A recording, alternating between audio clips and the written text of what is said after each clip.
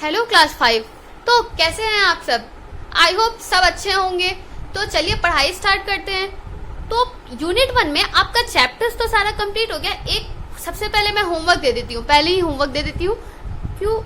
Last chapter में ये question number A let's do वाला, draw a diagram showing the formation of season and label it correctly. तो यहाँ पे वो सीजन कैसे फॉर्म होता है, वो जो डायग्राम था उसको आपको बनाना है। ये रहा डायग्राम। इस डायग्राम को आपको यहाँ पे अच्छे से बनाना है और वो सब लेबल करना है, ठीक है। फिर दूसरा होमवर्क नहीं, ये क्लास में मैं बना देती हूँ। Use this diagram of the earth with its tilted axis to answer this question. ये जो डायग्राम दिया है अर्थ का, इसको यूज करके ये क्वेश्चन का आंसर लिखना है, ठीक है। तो पहले हम देखते हैं कि डायग्राम में है क्या। ये है अर्थ, ये है axis, north pole, south pole, और ये इक्वेटर। यहाँ से सनलाइट आ रहा है। अब क्वेश्चन देखते हैं क्या है। What is the season in the northern hemisphere, summer और विंटर, एक्सप्लेन व्हाई। तो पूछ रहा है कि नॉर्दर्न हेमिस्फीयर में समर होगा या विंटर होगा, और अगर जो भी होगा तो क्यों होगा। इसका आंसर मैं बताती हूँ। ये देखिए, सबसे पहले देख लीजिए इसका आंसर होगा क्या।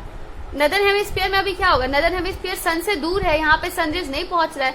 सनरेज तो सदर्न पोल तक है, तो यहाँ पे समर होगा साउथ पोल में, पर नॉर्थ पोल में विंटर होगा क्योंकि सनरेज यहाँ पे नहीं जा रहा है। तो ये देखिए, यहाँ पे ये पूरा विंटर होगा, ये विंटर होगा, और यहाँ पे समर होगा। तो नॉर्थ पोल में अभी क्या है, नॉर्दर्न हेमिस्फीयर में क्या होगा अभी, नॉर्दर्न हेमिस्फीयर में भी विंटर होगा। और क्यों होगा, क्योंकि वो अभी सन से दूर है। सेकेंड क्वेश्चन क्या है, explain why the days and nights are equal during autumn and spring equinox. Autumn और स्प्रिंग इक्विनॉक्स में डे और नाइट इक्वल क्यों होता है। तो इसका रीजन यहाँ पे दिया है, days and nights are equal during autumn and spring equinox because on those day the sun shines directly over the equator. क्योंकि स्प्रिंग और ऑटम इक्विनॉक्स के वक्त सन जो है वो डायरेक्टली इक्वेटर पे साइन करता है, मतलब उसका सनरेज डायरेक्टली इक्वेटर पे जाता है, ठीक है। इसीलिए दिन और रात वहां पे इक्वल होते हैं। तो चलिए ये यूनिट तो खत्म। नेक्स्ट यूनिट क्या है, unit 2, that is poles and zones. इसमें हम लोग को क्या क्या पढ़ना है। First the heat zones, the equatorial rain forest. Third क्या पढ़ना है, the temperate grasslands. Fourth the hot desert. Fifth क्या है, द फ्रिजिड जोन।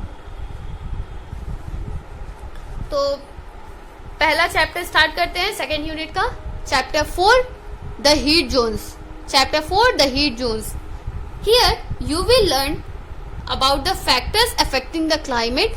कौन कौन से ऐसे फैक्टर हैं जो क्लाइमेट को अफेक्ट करते हैं, और latitudes and the climatic zones. Latitudes के बारे में और क्लाइमेटिक जोन्स के बारे में। You have seen Chini and Angie talking with Tara in the previous chapter. Let us learn more about what they were talking. तो लास्ट चैप्टर में हम लोग देखे थे चीनी और एंजी कॉल पे बात कर रही थी फोन पे। तो एक बार बात देखते हैं कि तारा से क्या बात कर रहे थे वो लोग।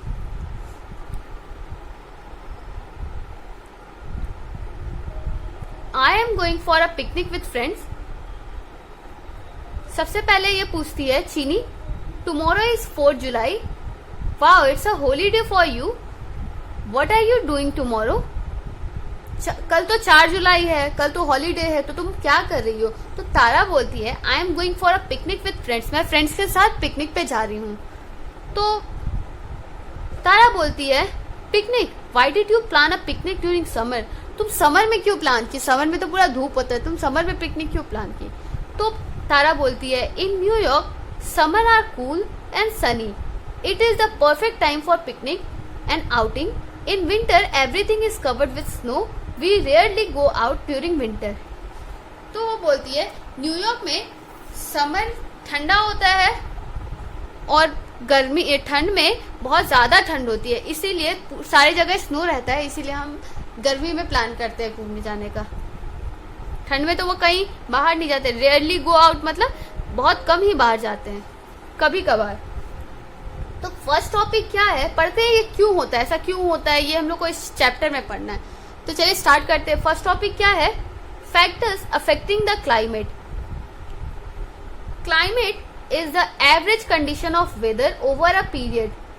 तो क्लाइमेट क्या है? जब हम लोग शॉर्ट टर्म के लिए लेंगे तो उसको वेदर बोलेंगे, मतलब यहाँ का वेदर कैसा है, आज का वेदर गर्म है, कल का वेदर कैसा है। जैसे हम लोग वेदर रिपोर्ट देखते हैं ना, वो एक दिन का होता है, कुछ टाइम के लिए होता है कि हाँ आज धूप है, कल गर्मी है, परसों ठंड है। ऐसे ये हम लोग एक दिन के लिए, एक फिक्स टाइम के लिए, कम पीरियड के लिए वेदर देखते हैं। पर वही वेदर का जब कलेक्शन लेंगे, एवरेज देखेंगे, मतलब पूरे साल का देखेंगे, जैसे इंडिया का कैसा है, कैसा क्लाइमेट है, फिर यूरोप में ठंड ज़्यादा पड़ता है, तो इस तरह से हम लोग पूरा क्लाइमेट, मतलब climate is the average condition of weather over a period. मतलब वेदर को बहुत टाइम तक अगर हम देखेंगे तो हर टाइम का पूरा एवरेज में कैसा वेदर रहता है उसको हम लोग क्लाइमेट बोलते हैं। मतलब पूरे साल में एवरेज में वेदर कैसा रहता है उसको देख करके हम लोग क्लाइमेट डिसाइड करते हैं कि हाँ यहाँ का क्लाइमेट कैसा है। ठीक है। The type of climate of different places on earth differs. तो अर्थ पे अलग अलग प्लेसेस का अलग अलग क्लाइमेट होगा। कहीं पे ठंड ज्यादा पड़ती होगी, कहीं पे गर्मी बहुत ज्यादा, जैसे साउथ अफ्रीका में गर्मी बहुत ज्यादा पड़ती है, वैसे ही यूरोप में ठंड बहुत ज्यादा पड़ता है। तो वो यहाँ का यूरोप का कोल्ड क्लाइमेट है और साउथ अफ्रीका का हॉट क्लाइमेट है। तो ऐसे हम देख के डिसाइड करते हैं। To classify the type of climate, scientist study the pattern of rainfall, temperature, wind and level of humidity over a period of 30 to 35 years. तो क्लाइमेट कैसे डिसाइड होता है? कैसे डिसाइड होता है? साइंटिस्ट डिसाइड करते हैं क्या क्या, पहले किस किस चीज को ऑब्जर्व करके, किस किस चीज को एग्जामिन करके तब क्लाइमेट बताते हैं। रेनफॉल, वहाँ पे कितनी बारिश हो रही है, किस जगह पे कितनी बारिश होती है, बारिश के हिसाब से। टेम्परेचर वहाँ कैसा रहता है, टेम्परेचर हाई रहता है या लो रहता है। Wind, level of humidity, humidity मतलब जैसे नमी, ह्यूमिडिटी कितना रहता है, कितना नमी रहता है ओवर अ पीरियड। देखो कैसे पता चलता है। साइंटिस्ट लोग क्या करते हैं, 30 या 35 साल का डेटा इकट्ठा करते हैं। किस किस चीज का डेटा? वहाँ किसी जगह के रेनफॉल का, वहाँ के टेम्परेचर का, विंड का, वहाँ पे लेवल ऑफ ह्यूमिडिटी कैसा है, ये सब पहले पता करते हैं। Some factors that affect the climate of the regions are, और ये सब पता करके वो बताते हैं कि कैसा क्लाइमेट है कहीं का। कोई क्लाइमेट को जो फैक्टर्स अफेक्ट करते हैं वो उन फैक्टर्स के बारे में पढ़ना है हमको। पहला क्या है? एल्टीट्यूड। तो altitude, temperature drops with the rise in altitude. Places that are located at high altitude such as hill station tend to be colder than the places at lower altitude such as plains. जैसे जैसे हम altitude मतलब एक height बोल सकते हैं, altitude मतलब height बोल सकते हैं। तो जैसे जैसे हाइट बढ़ेगा मतलब एल्टीट्यूड बढ़ेगा, जैसे जैसे हम ऊंचाई पे जाएंगे वैसे वैसे टेम्परेचर ड्रॉप होगा, मतलब टेम्परेचर कम होता जाएगा। ड्रॉप होना मतलब टेम्परेचर कम होता जाएगा। जैसे माउंटेन पे जब जाते हैं तो नीचे में जो टेम्परेचर होता है वो ज्यादा होता है, नीचे हाई टेम्परेचर होता है। पर जैसे जैसे हम ऊपर चलते जाएंगे, माउंटेन में ऊपर चलते जाएंगे, तो वो धीरे धीरे टेम्परेचर और लो होता जाएगा और कम होता जाएगा, टेम्परेचर ड्रॉप करता जाएगा। Places that are located at high altitudes such as hill station tend to be colder than the places at lower altitude such as plains. जैसे प्लेन्स पे तो ज्यादा टेम्परेचर रहता है, पर जब हम धीरे धीरे ऊपर जाएंगे, जैसे हिल स्टेशन पे मान लो, तो हिल स्टेशन तो वो तो ऊंचा हो गया, तो जब हाइट इतने ऊंचे जा रहे तो ऊंचा पे तो टेम्परेचर कम होगा ना। तो हिल स्टेशन पे जनरली आपने सुना होगा कि जितने भी हिल स्टेशन है वहां पे ठंड ज्यादा पड़ती है। ठीक है। जैसे एक एग्जाम्पल दिया है, Mussoorie which is at higher altitude is significantly cooler than Delhi. जैसे मसूरी का एक एग्जाम्पल दिया है कि मसूरी एक हिल स्टेशन है, ठीक है, वो तो ऊंचाई पे है, वो तो एक हाई अल्टीट्यूड पे है, हायर अल्टीट्यूड पे है, तो वो दिल्ली से ज्यादा ठंड होगा मसूरी में। नेक्स्ट क्या है फैक्टर? सम फैक्टर्स, हम क्या पढ़ रहे थे, उन फैक्टर्स के बारे में पढ़ रहे थे जो क्लाइमेट को अफेक्ट करता है। पहला तो अल्टीट्यूड है, दूसरा क्या है? डिस्टेंस फ्रॉम द सी से कितना दूरी है। ठीक है। The distance of a place from the sea affect its climate. The sea takes more time to heat up as well as to cool down. Sea से जो हमारा दूरी है, किसी भी जगह का सी से जो दूरी है, उससे भी पता चलता है कि वहां का क्लाइमेट कैसा होगा। The sea takes more time to heat up as well as to cool down. जैसे लैंड एरिया अगर देखेंगे तो वो जल्दी गर्म हो जाता है, जल्दी ठंडा हो जाता है, पर जो सी को देखेंगे तो सी क्या होता है, उसको टाइम लगता है, गर्म होने में भी टाइम लगता है एज वेल एज ठंडा होने में भी टाइम लगता है, कूल डाउन होने में भी उसको बहुत ज्यादा टाइम लगता है। During the day the land next to the sea heats up faster than the water in the sea. दिन के टाइम क्या होता है कि सी के पास का जो एरिया है वो जल्दी गर्म हो जाता है, मतलब समुद्र के आसपास का, समुद्र का आसपास का अगर आप देखेंगे तो उसके आसपास का एरिया जल्दी गर्म हो जाता है, पर समुद्र धीरे धीरे गर्म होता है दिन के टाइम में। The air over the land becomes hotter and rises up. तो क्या होता है, जब ये देखिए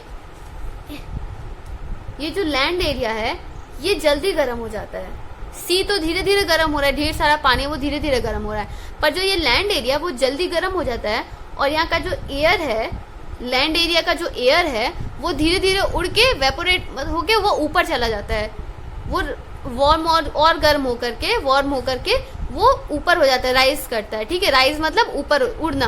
ठीक है, तो वो राइज करता है और क्या होगा, the cooler air from the sea rushes towards the land to fill the space.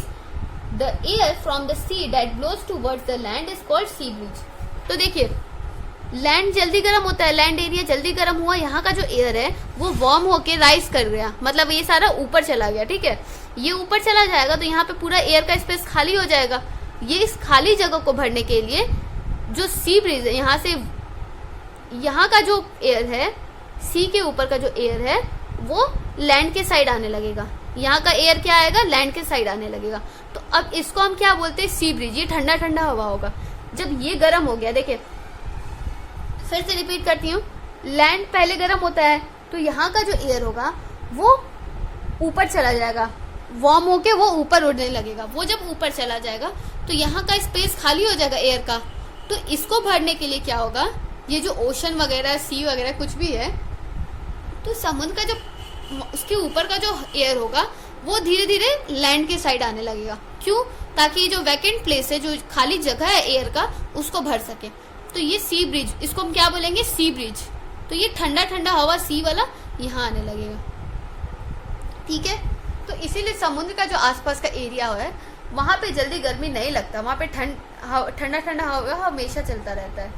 ठीक है, इसको हम लोग क्या बोलेंगे, सी ब्रिज। जब सी से लैंड की तरफ विंड आता है तो उसको सी ब्रिज बोलते हैं।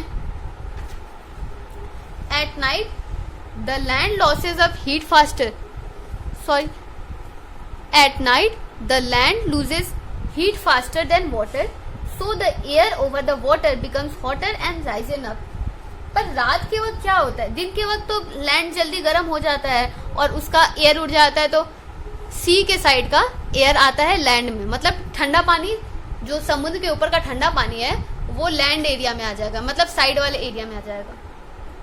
पर रात में क्या होता है कि जो लैंड का एरिया है वो जल्दी ठंडा हो जाता है।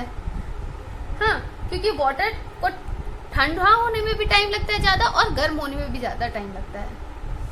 तो जब लैंड ठंडा हो गया, पर जब लैंड ठंडा हो गया पर वाटर पे थे तो वेपर निकलेगा ही ना।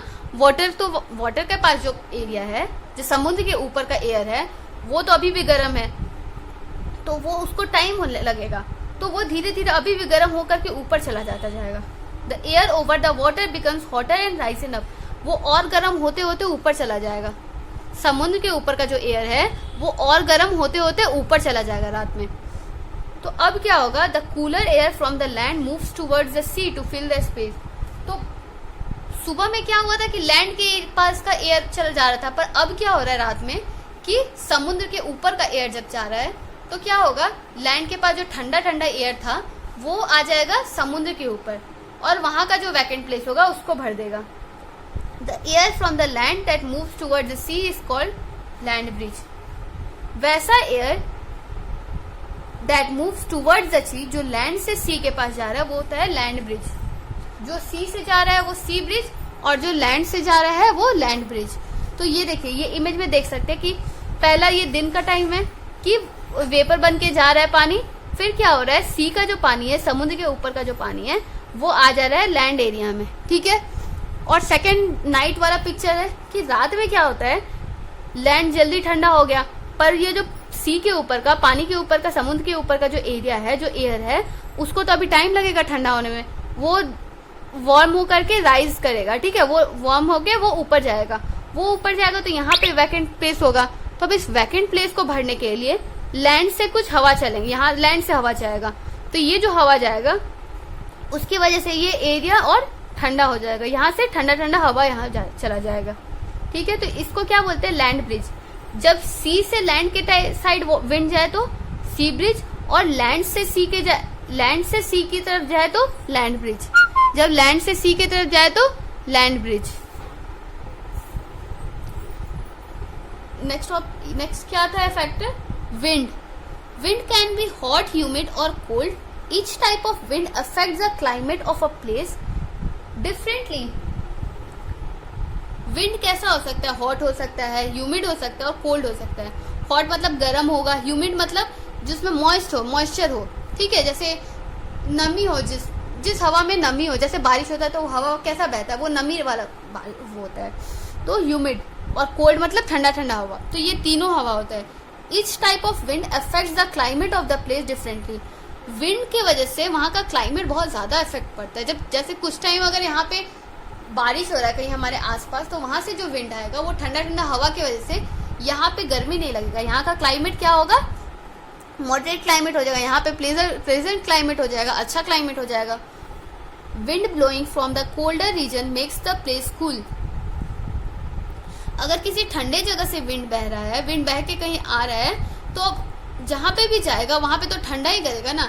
जैसे आर्कटिक ओशन, एंटार्क्टिका से अगर जो विंड है वो उसके आसपास की जो जगहों पे जाएगा, तो वो जो विंड है ठंडा ठंडा विंड है, तो वो आसपास का जगह पे भी ठंडा ही करेगा ना।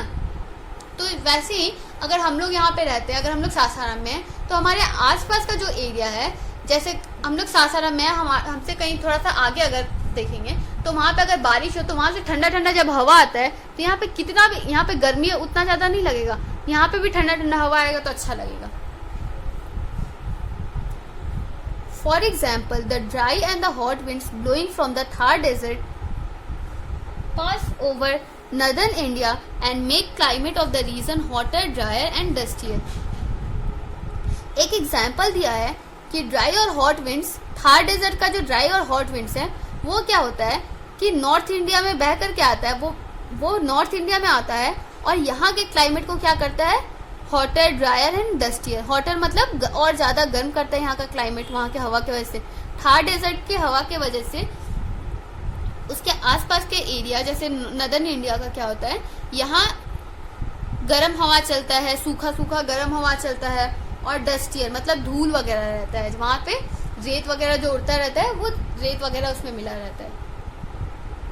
तो आज हम इतना ही पढ़ते हैं, कल इसको कंटिन्यू करेंगे और जो होमवर्क मैंने आपको दिया था वो कर लीजिएगा। तब तक के लिए बाय बाय।